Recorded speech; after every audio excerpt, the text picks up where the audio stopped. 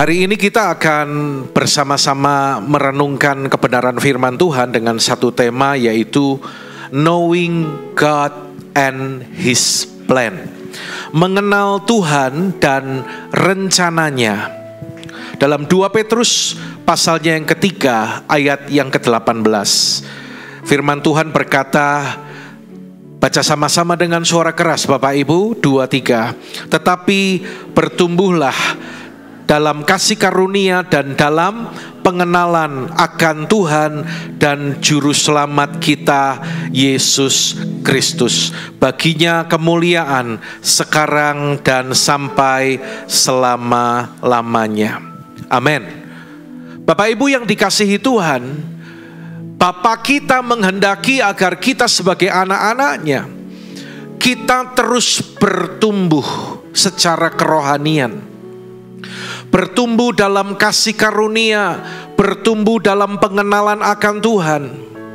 Seperti seorang anak yang baru lahir dari bayi, lalu bertumbuh menjadi balita, menjadi anak, remaja, pemuda, dewasa, dan seterusnya, saudara. Jadi nggak kecil terus, ya, nggak bayi terus. Bagaimana kalau saya kasih gambaran seperti ini? Kalau anak usia 1 tahun, dia ngedot itu lucu, menggemaskan. Betul saudaraku. Tapi bagaimana ketika dia sudah berusia 25 tahun masih ngedot? Mengenaskan, saudara. Bukankah tanpa sadar secara kerohanian, ya, ada orang-orang yang sudah sekian lama ikut Tuhan, sudah sekian lama menjadi anggota sebuah gereja, tapi rohaninya itu masih bayi terus. Hari ini firman Tuhan mengingatkan kita, bertumbuhlah dalam kasih karunia dan dalam pengenalan akan Tuhan kita, Yesus Kristus. Saudara, ada 2 hal yang dimaksudkan oleh ayat ini. Yang pertama ada kasih karunia, dan yang kedua ada pengenalan akan Tuhan.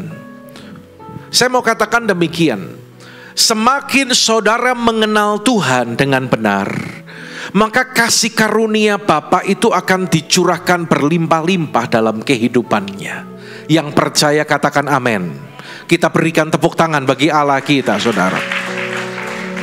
Bukankah orang yang paling beruntung adalah orang yang hidup dalam kasih karunia Tuhan? Kita akan melihat apa yang di Alkitab katakan tentang kasih karunia. Kata kasih karunia berasal dari bahasa Yunani. Bahasa aslinya adalah charis, yang berarti pemberian, anugerah atau kemurahan hati yang diberikan Allah kepada kita tanpa kita minta, dan sesungguhnya kita tidak layak menerimanya. Ayat ini berkata, sebab karena kasih karunia kamu diselamatkan oleh iman. Itu bukan hasil usahamu, tetapi pemberian Allah. Itu bukan hasil pekerjaanmu, garis bawahi. Jangan ada orang yang memegahkan diri. Saudara, keselamatan yang kita terima adalah kasih karunia Tuhan, bukan hasil usahamu. Jadi saya mau jelaskan, kasih karunia adalah dasar dari keselamatan kita. Ya, kasih karunia itu juga adalah dasar dari segala berkat yang kita terima melalui iman kita.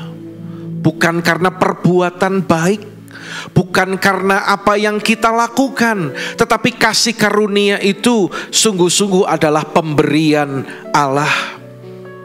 Kita nggak bisa berkata karena aku, ya, bukan kita penyebabnya, saudaraku.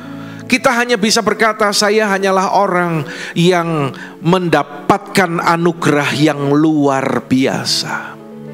Saudara percaya hal ini? Yang percaya lambaikan tangan saudara. Amin saudaraku. Saudara, Alkitab berkata gini, kita diberkati Tuhan semua karena kasih karunia.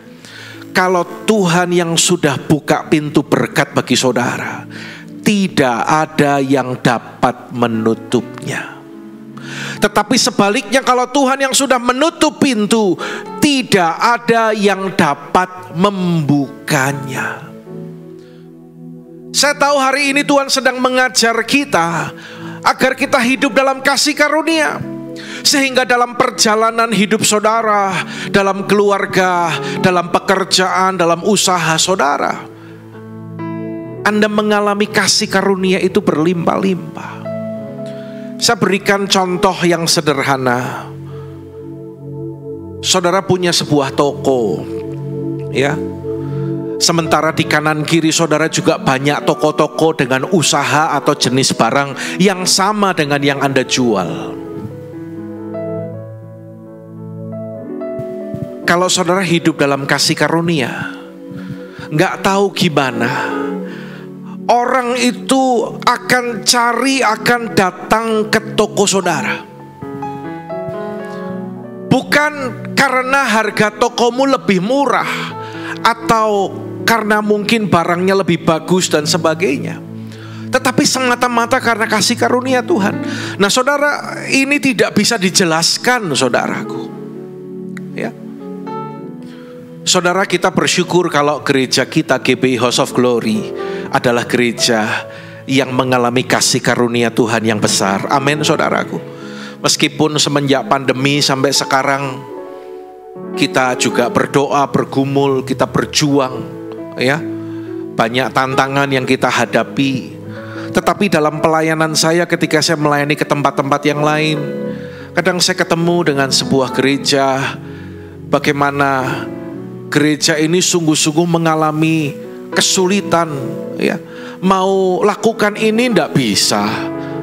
Barang rusak mau beli ndak bisa, ya. Butuh ini nggak bisa.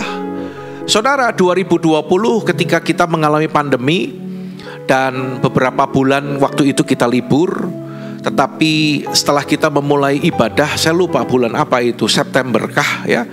September kita mulai ibadah.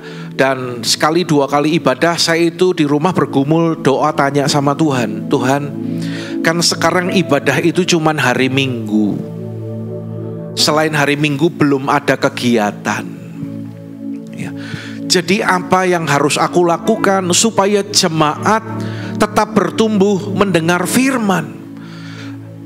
Lalu saya diminta untuk melayani sebuah acara melalui Zoom di Bandung, morning call. Dan setelah saya menyampaikan firman, selesai acara, Tuhan bicara ke dalam hati saya, hambaku, engkau buat acara seperti ini untuk HOG. Lalu saya memulai acara Zoom ini, dimulai dari seminggu 1 kali, ya. Dari 12 orang, saya mulai dengan para pengurus, lalu para pelayan menjadi 20 orang, 25 orang, saya motivasi. Kenapa nggak ikut? Saya nggak punya kuota om, tak beliin kuota. Kenapa lagi nggak bisa ikut? Saya HP-nya susah om, doa kalau ada kerinduan Tuhan pasti buka jalan, ya. Saya mencoba menolong apa yang saya bisa lakukan supaya jemaat bisa ikut Zoom, ya. Karena itu saya berharap Bapak Ibu yang punya fasilitas, yang punya kuota, Anda jangan sia-siakan. Saya tahu ini adalah cara Tuhan untuk kita bertumbuh. Sampai akhirnya berjalan dengan baik dan sampai hari ini semua sudah serba onsite. Saya berpikir apa sudah cukup ya? Tapi Tuhan katakan enggak, itu justru menjadi sarana untuk jemaat itu terus semakin mendekat sama Tuhan. Ya, waktu memuji, menyembah Tuhan, mendengar firman, sediakan 1 jam saja Selasa, Kamis, Sabtu. Yang saya mau cerita gini saudara, waktu kita memulai pelayanan lewat Zoom ini, kita kan perlu fasilitas. Kita mulai bereskan ruangan sekolah minggu untuk menjadi studio.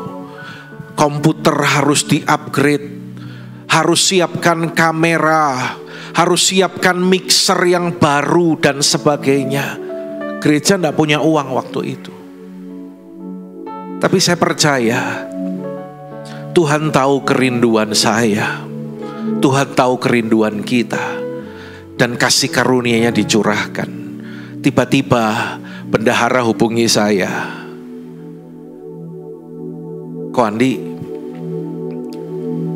ini ada yang kasih berkat dari luar kota, nggak tahu siapa, ini bukan jemaat." Saya coba tanya ke Bang, "Ini dari mana, saya bisa tahu enggak? Supaya saya bisa mengucapkan terima kasih." Karena yang dia kasih itu bukan netes, tetapi yang dia kasih pada saat itu adalah 1 bulan income gereja, saudara. Saya harus tahu siapa supaya saya bisa doakan dia. Saya lacak ke Bang, "Enggak bisa Pak, maaf enggak bisa." Dia hanya bilang dari daerah Jakarta Barat. Akhirnya lewat persembahan yang dia berikan, berkat yang kita terima, kita bisa siapkan sarana untuk studio. Beberapa bulan kemudian saya juga katakan, ibadah di streaming. Kalau selama ini kan direkam lalu diupload, streaming supaya banyak orang bisa ikut secara online yang di luar kota. Dan sampai sekarang memang kita juga punya jemaat online, saudaraku. Peralatannya harus disiapkan lagi karena gak mungkin pindah-pindah. Orang yang sama kirim berkat lagi, saudara, dengan jumlah yang sama. Akhirnya kita bisa siapkan alat-alat untuk streaming YouTube kita. Semua karena kasih karunia Tuhan. Tepuk tangan bagi Allah kita, saudara. Ya, saya percaya kita semua punya kesaksian. Ya, tapi mungkin ada dari saudara yang berkata, "Aku kok susah ya Pak, apa-apa aku kok nggak ngalami, aku kok nggak ngalami mujizat, kok nggak ngalami pertolongan Tuhan." Karena itu dengar firman Tuhan hari ini, saudaraku. Ya, semakin mengenal Tuhan, semakin mengasihi Tuhan, maka engkau pun akan mengalami kasih karunia Tuhan berlimpah-limpah. Saudara, kasih karunia dengan pengenalan akan Tuhan itu berjalan paralel, saudara. Anda lihat gambar di depan ini, ya. Berjalan paralel. Makin saudara mengasihi Tuhan, makin engkau cinta Tuhan, makin engkau melekat dengan Tuhan, maka kasih karunia-Nya itu akan dicurahkan berlimpah-limpah. Saudara, kalau saya ajarkan ini bukan hyper grace loh ya. Kalau hyper grace itu gini, semua kasih karunia, kamu gak usah ngapa-ngapain, Tuhan kasih ke kamu. Gak usah jaga kekudusan, meskipun kamu buat dosa, Bapa tetap tersenyum, tetap memandang engkau, tetap mengasihi engkau. Itu hyper grace. Itu kasih karunia overdosis. Tetapi hari ini sesuai firman Tuhan berkata, bertumbuhlah dalam kasih karunia dan dalam pengenalan akan Tuhan.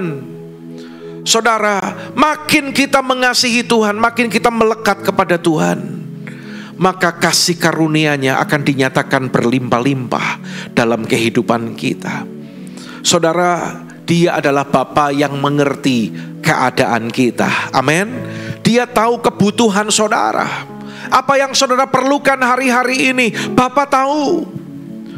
Roma 8 ayat 32 berkata, kalau Bapak Ibu bisa melihat dengan jelas, kita baca dengan suara keras. 2-3. Ia yang tidak menyayangkan anaknya sendiri, tetapi yang menyerahkannya bagi kita semua. Bagaimanakah mungkin Ia tidak mengaruniakan segala sesuatu kepada kita bersama-sama dengan Dia? Untuk mati di kayu salib, untuk mengalami penderitaan yang luar biasa saja, Yesus rela dan berikan itu demi kita. Ya. Apalagi untuk memberkati hidup saudara dan saya. Masa mati aja rela, masa Dia gak memberkati hidup saudara? Betul gak saudaraku? Ya. 1 Korintus 2 ayat 9 berkata, apa yang tidak pernah dilihat oleh mata, tidak pernah didengar oleh telinga, dan tidak pernah timbul dalam hati kita, semua disediakan Allah apa? Bagi siapa yang mengasihi Dia. Yang mau mengalami katakan amin. Pagi hari ini yang mau berkata, aku mau menjadi orang yang sungguh-sungguh mengasihi Tuhan, lambaikan tangan saudara. Maka semua berkat itu menjadi bagian saudara. Tepuk tangan bagi Allah kita, saudara. Ya, ayo bertumbuh. Semakin cinta Tuhan, ya, semakin mengasihi Tuhan. Ini di mana?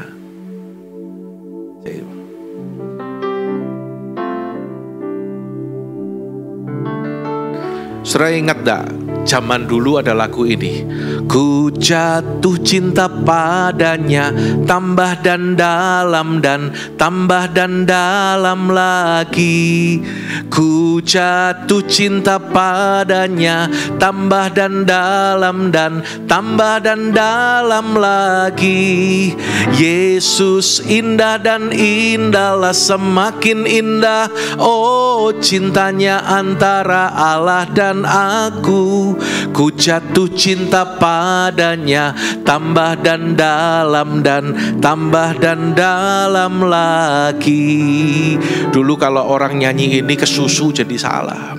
Ku jatuh cinta padanya, tambal ban dalam dan kita nyanyi yang benar ya. Ku jatuh cinta tapi tepuk tangan.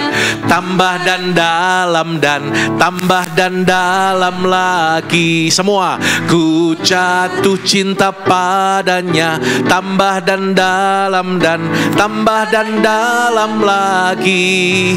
Yesus indah dan indahlah, semakin indah. Oh, cintanya antara Allah dan aku.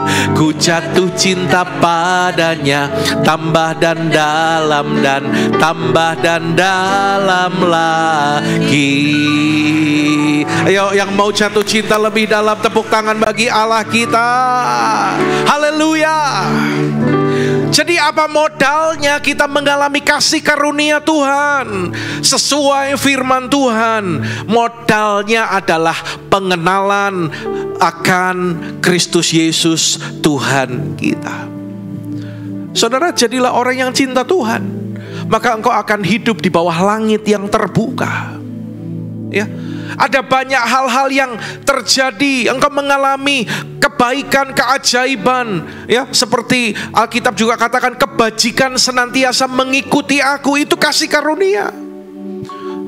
Berkat yang Tuhan berikan, yang saya sampaikan di bulan lalu, bukan netes, tapi janji Tuhan. Kalau saudara juga melakukan firman, mengembalikan apa yang menjadi milik Tuhan, berkat itu deras mengalir. Dijauhkan dari segala belalang pelahap, dari segala kesialan, ya, dan engkau akan mengalami kebahagiaan. Saudara, saya berdoa supaya kita semua hidup dalam kasih karunia. Dia adalah Allah yang adalah kasih. Anda catat ya, 1 Yohanes 4 ayat 8. Dia adalah Allah yang adalah kasih itu. Dan Allah yang adalah kasih, adalah yang penuh kasih itu, adalah Allah yang melakukan dan merencanakan yang terbaik bagi kita, anak-anaknya. Gak ada yang amin, saudaraku. Rada telat amennya. Allah yang penuh kasih itu, Allah yang adalah kasih itu, Dia yang sedang merencanakan dan melakukan yang terbaik bagi kita, anak-anaknya. Tepuk tangan bagi Allah kita. Saya itu papi ya, punya anak, Tuhan karuniakan 2 anak. Sebagai papi saya itu gak sempurna. Hari Jumat kemarin Benaya ini harus ke Semarang karena sahabatnya menikah. Kemarin cerita, wah Mi pulang dari Semarang, sahabat-sahabatnya Benaya sudah pada menikah. Ya saya bilang, giliran kamu kapan menikah, saya bilang. Doakan ya saudaraku ya. Mari kita arahkan tangan kita, semua arahkan tangan kita, bilang cepat menikah gitu ya. Ya menikah sih gampang, tapi harus ketemu sama orang yang tepat ya saudaraku ya, yang cinta Tuhan, yang sepadan. Jangan gara-gara wis timbang suwe sapa wae ora popo ora entuk, saudaraku ya, yang terbaik ya.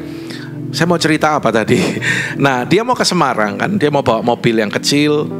Dan memang anak-anak saya ini kan sibuk. Yang ini sibuk buatin program ya, yang satu juga sibuk bikin konten, juga ngurusi kelinci ya, keluarga besar kelincinya itu makin banyak. Rumah saya makin penuh dengan kelinci, saudaraku ya. Jadi mereka kalau pakai mobil ya pakai aja. Saya sering cerewet, mobil itu diurus, dicuci, mobil itu dicek. Saya ajarin, ngecek mobil itu ini. Tapi ya mungkin belum lah ya. Mereka mau berangkat dia mau berangkat ke Semarang, papinya yang sibuk. Saya tahu nanti dia ketemu teman, mobilnya mbleketek yo elek, papinya yang nyuciin. Bilang apa? Lalu sebelum pulang lewat pom bensin masih udah full tapi masih 3/4 dipenuhin. Bilang apa? Sampai rumah tak cek air wiper aman, air cadangan radiator, coolant aman. Semua saya cek, baut roda dicek semua karena mau keluar kota lewat tol. Saya bapak di dunia aja mikirin anak saya. Dalam hal sederhana itu saya pikirkan anak saya. Saudara dengar baik-baik, apalagi Bapamu yang di sorga. Amin saudaraku ya. Saudara, ada 3 hal yang saya mau bagikan hari ini ya, agar kita boleh mengenal Tuhan dan rencananya yang luar biasa. Yang pertama, rencana Tuhan sempurna. Sebab rancanganku bukan rancanganmu dan jalanmu bukan jalanku, demikian firman Tuhan. Seperti tingginya langit dari bumi, demikianlah tingginya jalanku dari jalanmu dan rancanganku dari rancanganmu. Saudara, rancangan manusia itu baik. Rancangan manusia mungkin bisa hebat, tetapi rancangan Tuhan di atas rancangan manusia. Rancangan kita itu terbatas, tidak sempurna, tetapi rancangan Allah kita adalah sempurna. Saudara, Allah kita itu turut bekerja dalam segala sesuatu ya. Dalam terjemahan yang lain, kalau Anda pernah baca di Roma 8 ayat 28 ya, dia turut bekerja dalam segala sesuatu. Terjemahan yang lain dikatakan Allah campur tangan dalam setiap peristiwa dalam kehidupan kita. Saudara, kalau kita melihat masalah kita satu-satu kayaknya tidak baik. Karena itu kemarin Jumat dalam SB saya katakan lewat firman Tuhan, ketika engkau sedang diproses, jangan lihat bagian-bagiannya saja. Kalau Anda buat puzzle, kalau belum jadi itu jelek. Tapi kalau puzzle itu udah jadi, wow, hasilnya bagus. Kalau ibu-ibu di sini ada yang suka ngerajut, nyulam. Ya, ada yang suka nyulam di sini? Oh, nggak ada ya?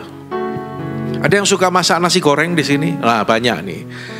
Kalau orang nyulam, Anda lihat dia kerja, kok lama banget, nggak rampung-rampung. Baru selesai 10%, Anda lihat hasilnya apa? Jelek, benang awut-awutan. Betul nggak saudara? Selesai 30%, belum ada bentuknya. 50% belum ada hasilnya. Sampai 60-70 dan akhirnya Anda bisa lihat hasilnya ketika hasil sulaman itu sudah jadi 100%.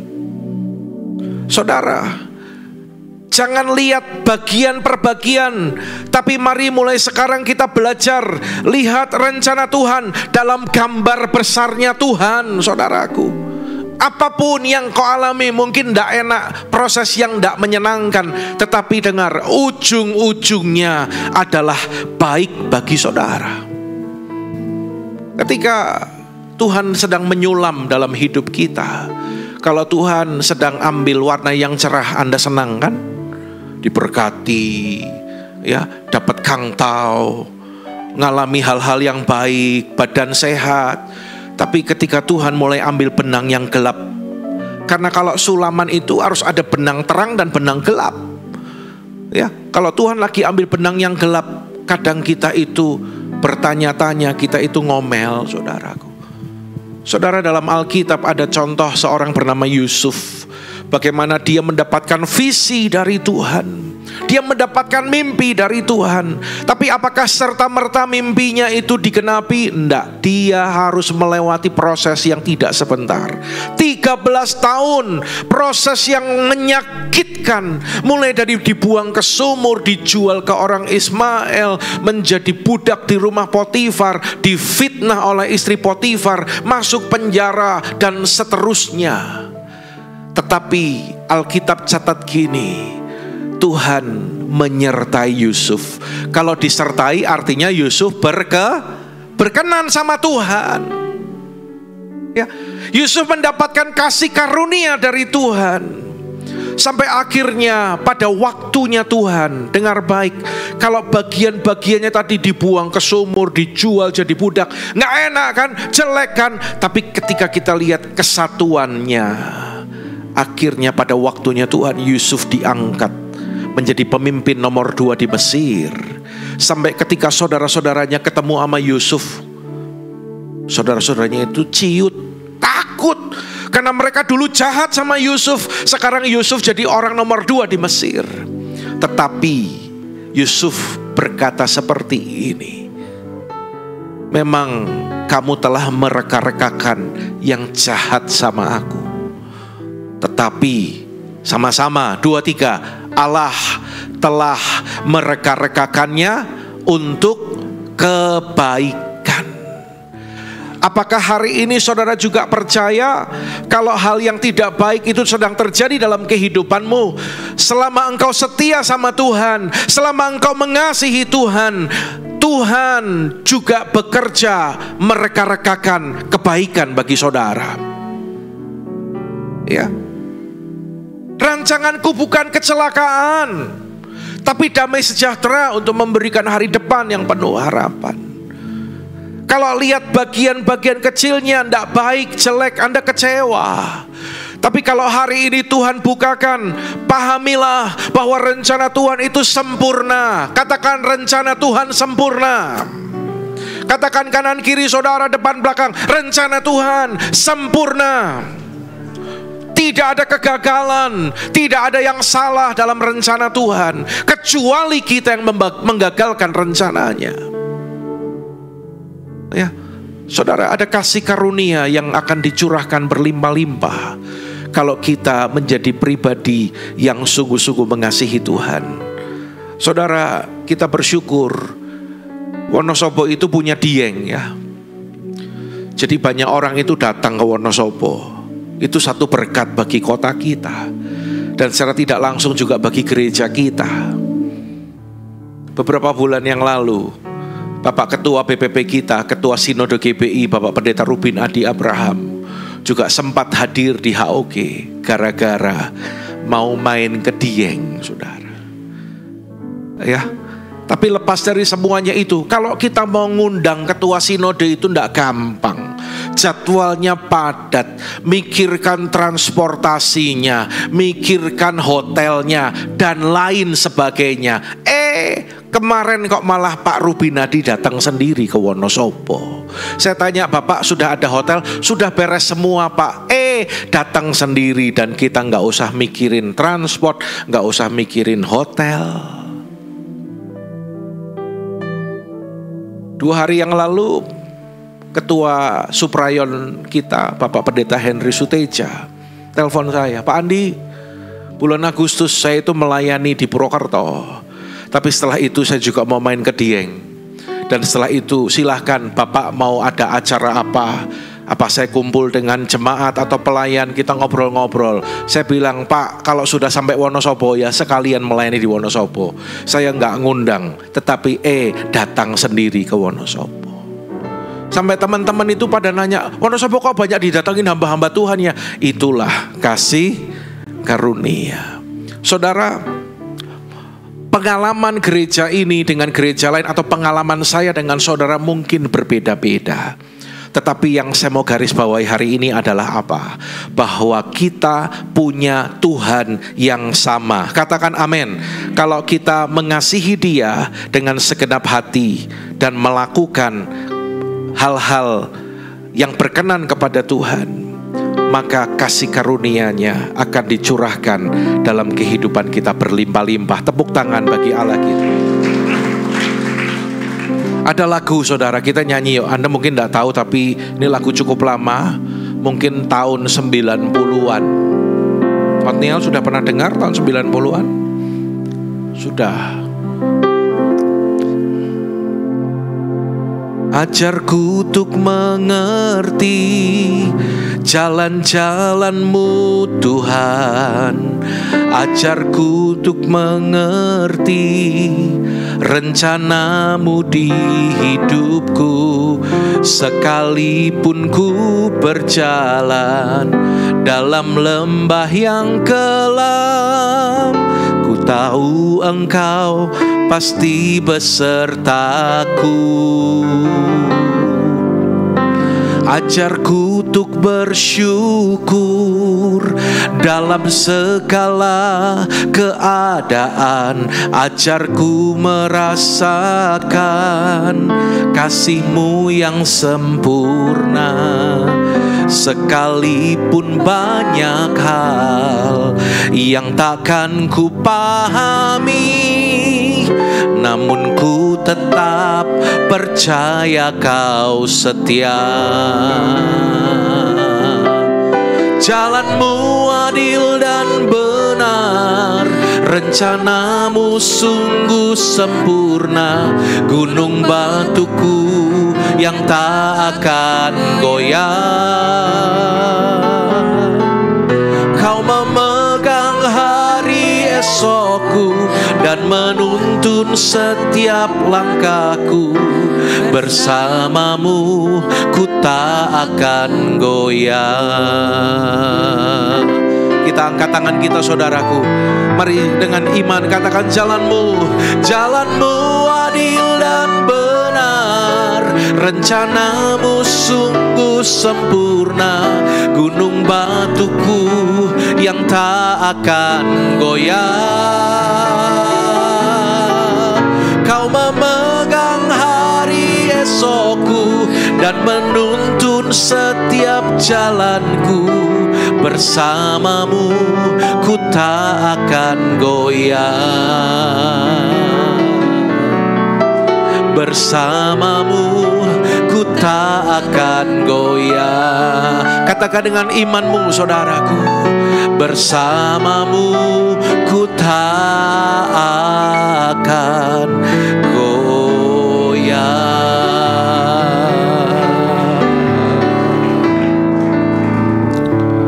Yang kedua,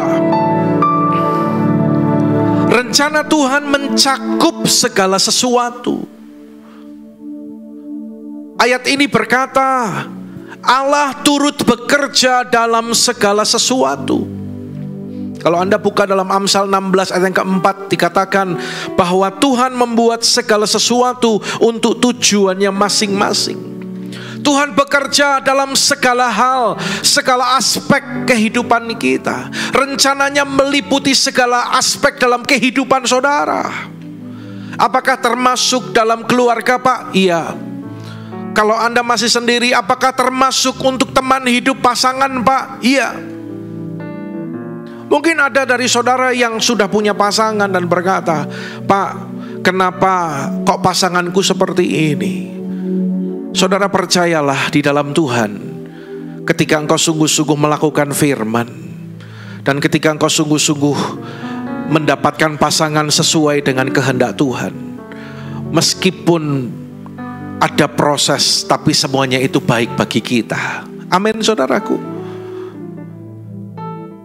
Istriku cerewet banget, Pak. Percayalah suami-suami itu untuk mengasah saudara, membuat saudara semakin sabar. Suamiku pelit luar biasa, Pak. Percayalah itu membuat ibu-ibu gak boros. Amin saudaraku.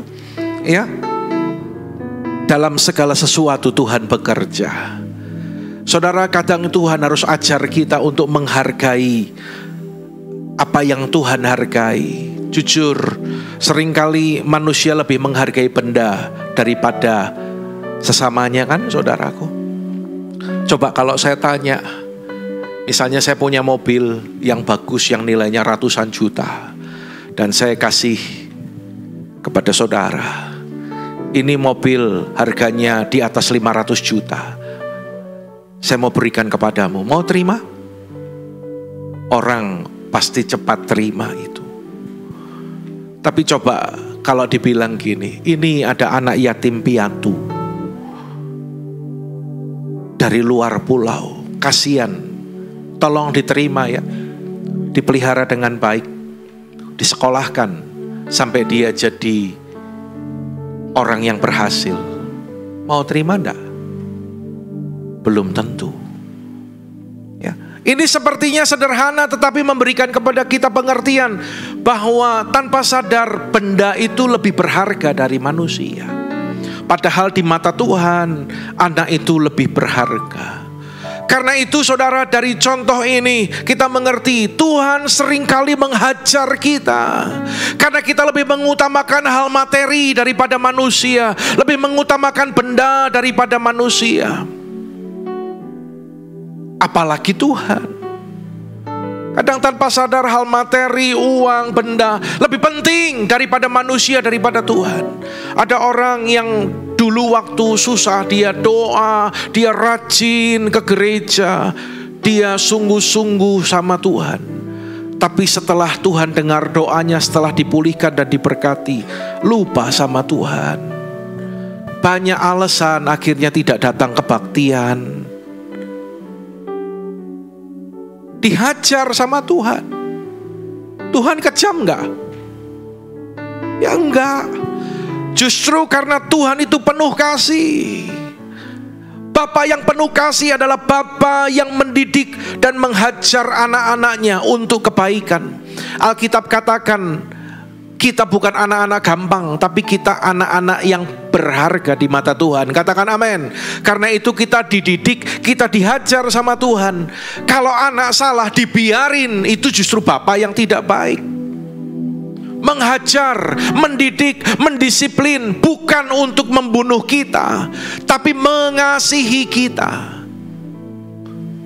Supaya kita boleh menjadi orang yang berkenan, memiliki karakter yang baik. Ya, jadi setelah dengar firman ini jangan berkata kalau Tuhan itu kok apa-apa nggak boleh, Tuhan itu apa-apa kok didik, kok apa-apa itu mukul. Saudara jangan kena tipu muslihat iblis. Dia Bapa yang baik. Dia akan jaga hidup saudara. Seorang pendeta setelah ibadah nyalami jemaat. Tapi ini bukan di HOG. Katakan kanan kiri, ini bukan di HOG. Ya. Ada beberapa wajah baru seperti tadi ya. Ada saudari kita hadir. Selamat datang di HOG. Kami menyambut dengan sukacita. Pak Gembala, Pak Pendeta nyalami jemaat yang keluar. Ada wajah-wajah baru. Ada salah satu juga disalami. Baru ya Pak. Maaf Pak Pendeta. Saya kan bukan orang baru. Saya orang lama. Oh maafkan saya. Kata Pak Gembala. Lalu ditanya, apakah minggu lalu Bapak ibadah? Oh tidak Pak, kebetulan saya sedang ada urusan. Apakah bulan lalu Bapak kebaktian? Oh tidak Pak, pas saya ada pekerjaan. Lalu kapan terakhir Bapak kebaktian di sini? Oh 3 tahun yang lalu Pak. Oh pantesan saya lupa, kata pendetanya. Dulu saya itu rajin ibadah Pak, karena saya itu susah, gak punya kerjaan. Tapi memang doa di tempat ini tuh luar biasa, sehingga doa saya dijawab Tuhan. Gereja ini luar biasa Pak, doa saya dijawab Tuhan, puji Tuhan. Tapi setelah itu kenapa Anda gak kebaktian? Lah masalahnya justru toko saya itu paling rame itu kalau weekend Pak. Jadi eman-eman kalau ditinggal. Kurang ajar gak saudaraku? Ya. Jadi akhirnya saya gak bisa kebaktian. Oh gitu. Lah sekarang ini kan hari Minggu. Kenapa Bapak bisa kebaktian? Lah sekarang sudah bangkrut Pak. Tanya kanan kiri, mau seperti itu? Tanyain, mau kayak gitu? Hah? Apakah Tuhan kejam? Jawab dong. Tidak, Tuhan mengasihi. orang itu. Tuhan menghajar, mendidik kita supaya kita hatinya lurus. Kalau orang itu dididik, diproses, hatinya lurus, berbalik sama Tuhan, Tuhan itu gampang kok untuk pulihkan dan berkati hidupnya lagi. Ya, kalau Bapa mengasihi itu bukan berarti memanjakan, bukan berarti menuruti segala keinginan kita, tetapi mengasihi itu artinya merencanakan dan melakukan yang terbaik bagi kita, anak-anaknya. Demikian juga dengan kita yang sedang mengalami masalah, pergumulan, atau mungkin mengalami sakit. Kadang saudara tanya sama Tuhan, Tuhan kenapa? Tuhan kenapa? Tuhan gak jawab. Kenapa? Karena Dia adalah Allah yang berdaulat. Amin saudaraku. Ya, Dia akan bicara kalau Dia itu mau bicara. Tapi Dia tidak akan bicara walaupun saudara paksa Dia bicara. Orang kadang berani tanya, kenapa Tuhan aku ngalami ini? Saudara, siapa kita? Kita berani tanya gitu sama Tuhan. Dia itu pencipta kita. Dia itu yang berdaulat atas kehidupan kita. Dia itu penguasa dalam kehidupan kita. Kita ini ciptaannya. Masa ciptaan berani-berani nanya, kok aku kayak gini kenapa sih? Coba kalau kelincinya Othniel bisa berkata, bisa ngomong, kenapa aku kayak gini? Kurang makannya, pengen capcay. Siapa kita kok kita itu berani nanya-nanya sama Tuhan? Kita ini cuman debu tanah. Tuhan itu sang penjunan agung dalam kehidupan kita. Amin saudaraku. Saudara, hiduplah bukan dari penjelasan Tuhan, tapi hiduplah dari janji Tuhan. Tepuk tangan bagi Allah kita. Tuhan janji, aku menyediakan hari depan yang penuh harapan bagimu. Katakan amin. Rancanganku bukan kecelakaan, tapi rancangan damai sejahtera. Katakan amin. Dan Tuhan katakan, jalanmu di bawah jalan-jalanku, rancanganku di atas rancanganmu, dan rancangannya yang adalah yang terbaik bagi kita. Saudara, rencana Tuhan itu mencakup segala sesuatu. Saudara, ada seorang atlet tenis internasional bernama Arthur Ashe. Dia adalah petenis Amerika berkulit hitam. Dia pernah menjadi juara American Open, Australian Open, bahkan Wimbledon, ya, juara tenis dunia, saudaraku. Suatu kali setelah dia pensiun, dia gantung raket, dia itu mengalami sakit, kena serangan jantung, ya. Nah saudara, setelah ditangani ternyata dia itu harus di bypass dan dia membutuhkan donor darah. Apa yang terjadi? Ternyata dia itu mengalami terinfeksi dari darah pendonornya, terinfeksi virus HIV, sehingga dia mengalami sakit AIDS, ya. Bukan karena perbuatan dia, tetapi karena terinfeksi dari pendonor. Badannya semakin lemah dan keadaannya semakin tidak baik, makin lama makin kurus, dan dia sadar kalau nggak lama lagi dia akan meninggal. Seorang penggemarnya bertanya kepada Arthur Ashe ini, pernahkah engkau bertanya dalam doamu kepada Tuhan, why me Lord, kenapa aku mengalami semuanya ini? Itu kan yang sering kita tanya sama Tuhan. Kenapa Tuhan? Kenapa Tuhan? Kenapa Tuhan? Kenapa bukan dia? Kenapa aku? Ya, saudara, akhirnya Arthur Ashe ini menjawab demikian. Di Amerika kan ada jutaan orang. Penggemar tadi bertanya, kan di Amerika itu banyak toh, jutaan orang, tapi kenapa kok kamu yang kena infeksi HIV? Di rumah sakit ini juga banyak ratusan orang, tapi kenapa kok kamu yang terinfeksi? Lalu Arthur menjawab demikian. Di dunia ini minimal ada 50 juta anak yang ingin belajar tenis. Dari 50 juta anak itu hanya 5 juta anak saja yang punya kesempatan untuk belajar tenis dengan baik. Dari 5 juta yang belajar tenis dengan baik, hanya 500.000 yang bisa berlatih di klub profesional. Dan dari 500.000 itu hanya 50.000 yang bisa bertanding dalam pertandingan resmi. dari 50.000 itu hanya 5.000 yang bisa mencapai turnamen Grand Slam tingkat nasional. Dan dari 5.000 itu hanya 50 orang yang bisa masuk ke Wimbledon, pertandingan tingkat dunia. Dan di Wimbledon hanya ada 4 orang yang masuk ke semifinal. Dan dari 4 itu hanya 2 orang yang masuk final. Dan dari 2 orang itu hanya 1 orang yang menjadi juara dan mengangkat trofi kemenangan. Saya, Arthur Ashe, adalah salah seorang yang pernah menjadi juara dan mengangkat trofi kemenangan sebagai juara tenis dunia. Dan terus terang, pada saat saya mengalami kemenangan, saya tidak pernah bertanya kepada Tuhan, "Why me, Lord? Kenapa yang menang kok aku, Tuhan?" Saudara, kita seringkali kayak gitu kan. Kenapa waktu itu saya nggak tanya, kenapa aku yang juara bukan orang lain, Tuhan? Kalau masalah kita tanya, kenapa aku? Tapi kalau berkat kita nggak pernah tanya demikian. Lalu Arthur Ashe menyambung kembali, jadi adilkah saya ketika aku sakit, aku bertanya kepada Tuhan, "Why me, Lord?" Saya tidak tahu mengapa Tuhan izinkan ini terjadi dalam hidupku. Tapi jawabannya luar biasa. Tapi yang saya tahu, apapun yang Dia lakukan adalah yang terbaik. Itulah iman sejati kepada Tuhan. Tepuk tangan bagi Allah kita, saudara. Maukah saudara hari ini berkata, "Tuhan, lakukan rencanamu walaupun aku tidak ngerti, Tuhan.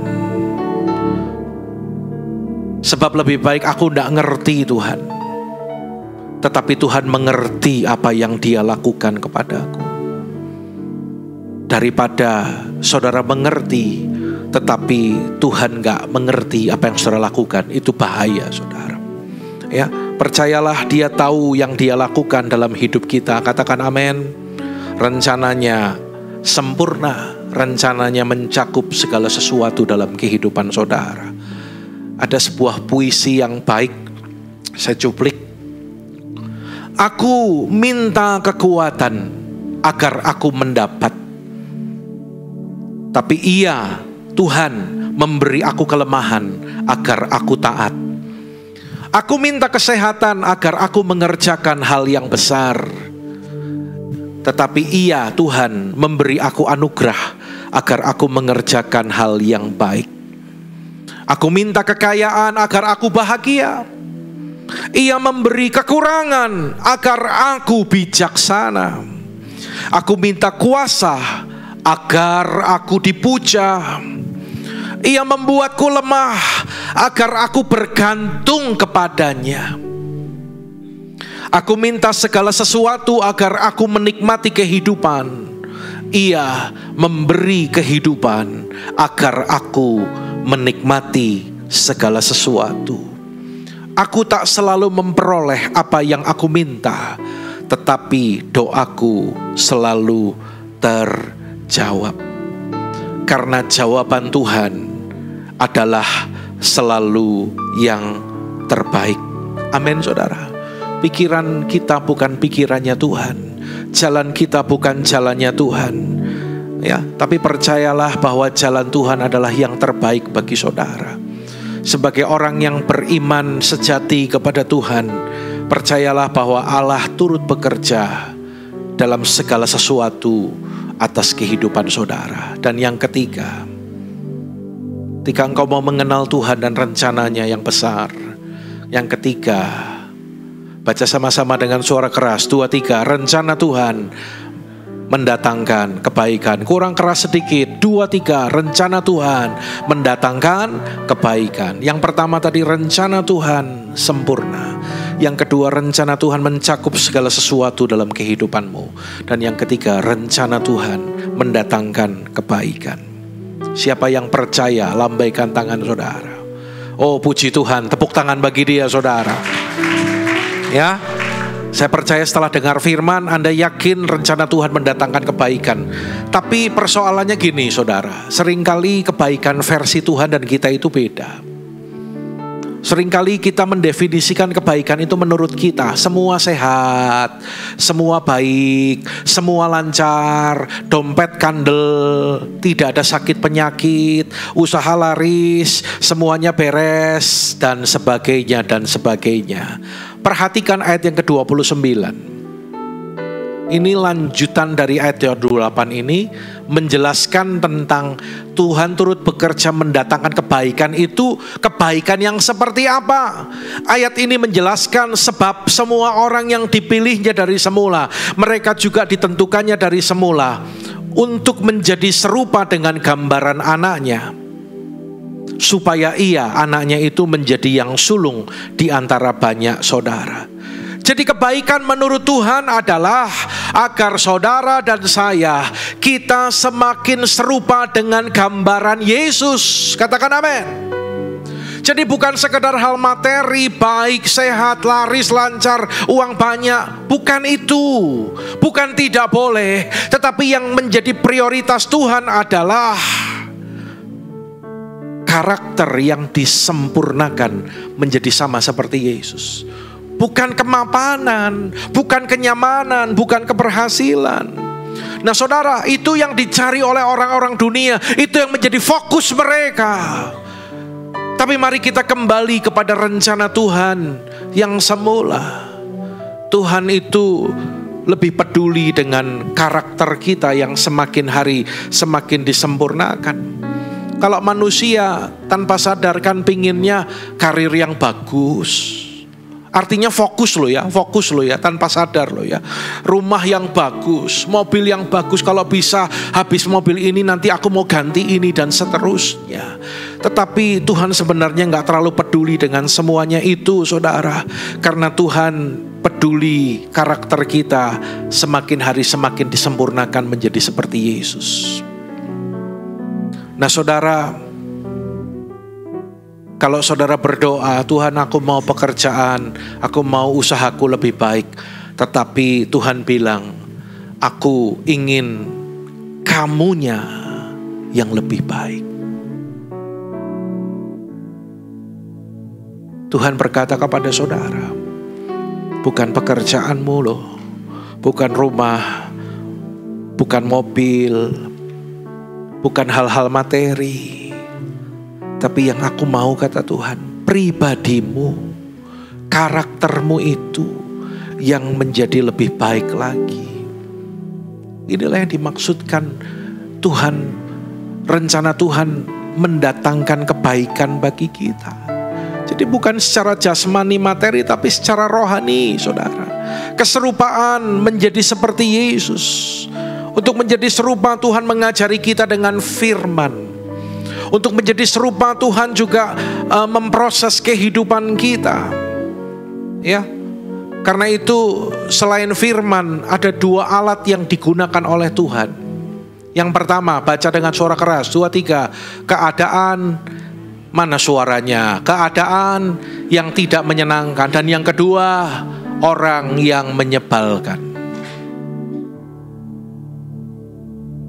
Kalau saudara masih suka tersinggungan, Tuhan akan ketemukan saudara dengan orang yang membuat saudara tersinggung. Sampai tersinggungmu itu habis. Kalau makin cepat berubah, prosesnya cepat selesai. Tapi kalau Anda nggak mau berubah, proses itu akan semakin lama. Kebaikan yang Tuhan maksudkan itu karakter kita yang semakin dibentuk dan disempurnakan. Ya. Orang nyinggung saudara, ini tukang tersinggung nih ya. Saya berdoa di sini tidak ada yang tukang tersinggung. Amin. Tapi kalau orang tukang tersinggung, Tuhan akan temukan terus, asah terus sampai tersinggungmu habis. Saudara mau protes, mau marah sama Tuhan, dibiarin sama Tuhan. Karena Tuhan itu kerjanya itu bukan jangka singkat pendek, tapi jangka panjang saudara. Untuk membentuk kehidupan kita. Ya. Karena itu cepat berubah. Semakin cepat Anda berubah, maka semakin cepat proses itu selesai. Dan Tuhan katakan, kamu lulus. Anda kan mau kalau punya anak juga sekolah kan lulus kan? Ya, saudara, jangan sampai Tuhan berkata, kamu kok nggak lulus-lulus ya? Kalau anak sekolah nggak lulus-lulus namanya apa? Kalau anak sekolah nggak lulus-lulus disebut apa? Hah? Pinter apa bodoh? Kalau sekali sih nggak apa-apa lah ya. Tapi kalau 3 tahun tuh nggak naik-naik, nggak lulus-lulus, namanya apa? Lah kalau anak Tuhan diproses sampai bertahun-tahun, belasan tahun, puluhan tahun, nggak lulus-lulus, namanya apa? Bukan bodoh, dablek. Keras hatinya, nggak mau berubah. Ya, ayo saudara, ketika diproses lewat masalah, keadaan yang tidak menyenangkan, cepat berubah, cepat berubah. Sehingga ketika Tuhan katakan lulus, sekarang percepat, buka jalan. Tuhan membuka jalan bagi saudara. Selain itu yang tidak keadaan ini tidak mengenakan, yang nggak enak, lebih nggak enak lagi itu kalau kita ketemu sama orang yang menyebalkan. Nggak tahu di Wonosobo banyak nggak orang yang menyebalkan, saudara? Hah? Pernah ketemu dengan orang yang nyebelin? Orang yang nyebelin itu gini loh, kita baik sama dia, tapi dia itu jahat sama kita. Kita doakan dia, tapi dia di belakang jelek-jelekin kita. Kita bantu, kasih duit, kita topang dia, tetapi di luar masih ngomongin kita, saudaraku. Sampai mungkin kita berkata, orang ini sebenarnya maunya apa sih? Coba tanya kanan kiri, bukan kamu kan yang dimaksud Pak Gembala? Tanya. Ya, sampai kita nanya, orang ini tuh maunya apa sih? Saya tuh salah apa sama dia? Sampai kadang gak ngerti, aku tuh salah apa sama dia kok sikapnya seperti itu. Saudara, saya mau tanya, pernah ketemu sama orang-orang yang kayak gitu? Gak usah jaim lah, pernah ketemu sama orang-orang kayak gitu? Tuhan pakai orang yang menyebalkan untuk memproses kehidupan saudara. Dan ada satu ciri dari orang yang menyebalkan, baik di Wonosobo, di Semarang, di Jawa Tengah, di Indonesia, dan di seluruh dunia. Orang yang menyebalkan itu biasanya umurnya panjang. Jadi saudara akan cukup lama hidup bersama dengan dia di bumi ini, saudaraku. Belum lama kita kehilangan seorang teman ketika saya dengar kabar yang namanya Korudi itu meninggal, dipanggil Tuhan. Saya itu kehilangan. Sebelumnya dia pindah ke luar kota, saya kehilangan. Dia orangnya itu gak banyak ngomong, tapi suka memberi. Gak banyak komplain, gak banyak omong, tapi kerja. Waktu ketua pembangunan merenovasi ruangan ini,